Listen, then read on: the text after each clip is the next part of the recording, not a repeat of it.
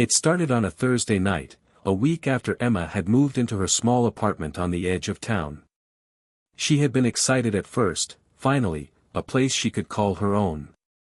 Cozy, quiet, nothing fancy.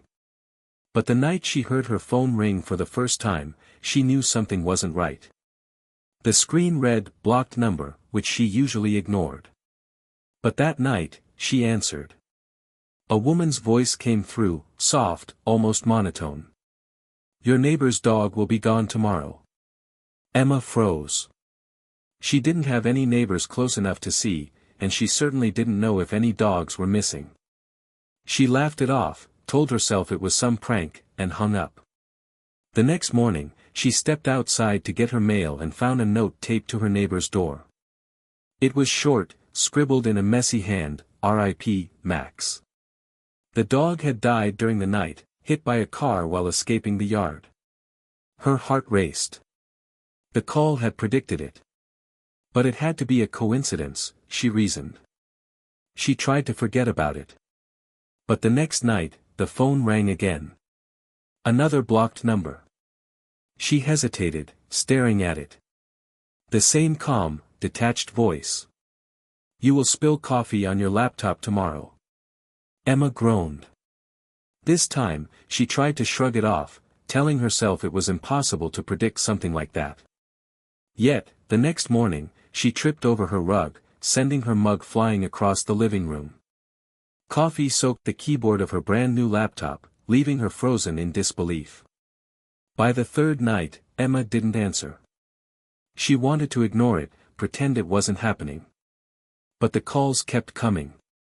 Each night, the same voice, each night, a prediction of something that came true the following day, sometimes trivial, sometimes ominous.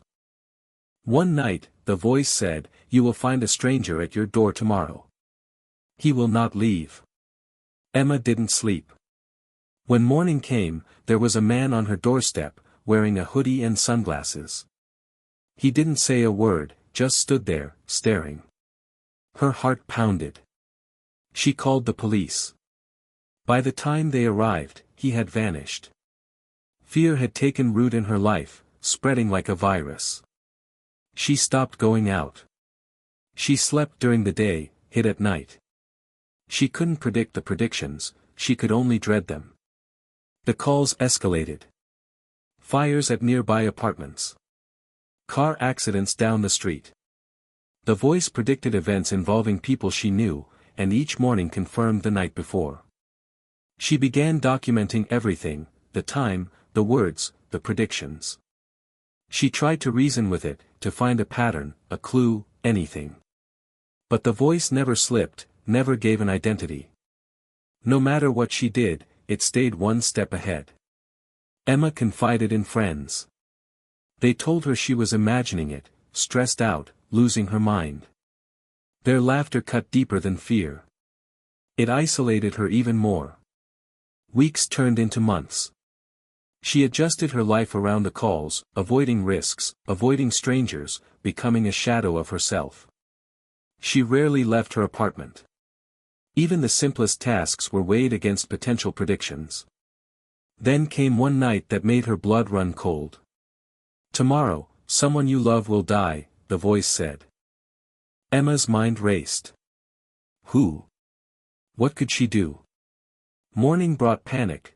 Her younger brother, visiting from out of state, had been in a minor accident. He survived, but seeing him injured, bleeding on the sidewalk, shook her to the core. The caller hadn't been wrong, it had been precise. Emma tried everything, tracing the calls, consulting phone experts, involving the police. Nothing worked. The calls were beyond interception, beyond tracking.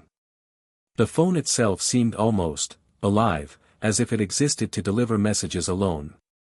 One night, she answered despite herself. "Why are you doing this?" she demanded. "What do you want from me?" The voice hesitated, then said, "To see if you will listen." It was the moment she realized the calls weren't random. They weren't a prank. They were testing her. Observing her. Shaping her. Finally, one call left her trembling. "Tomorrow, the voice said, "You will end it." Her hands shook, her breath caught. "And what? Life? The torment?" Morning came, and she was alive, but a part of her had shifted. A new fear settled in, one deeper than any before. The calls had always been about control, about shaping her existence without touching her directly. Then, one night, the calls stopped. Silence. Relief flooded her, but it was hollow. She had already changed. She had already been conditioned. Every shadow, every unexpected sound, reminded her of their presence. Weeks later, she realized the worst truth. The caller had never been about prediction alone. It had been about observation, about molding her life around fear. And if it wanted to, it could start again, any night, any moment, waiting for her to answer. Because some voices don't just predict the future. They follow it. And sometimes, they follow you.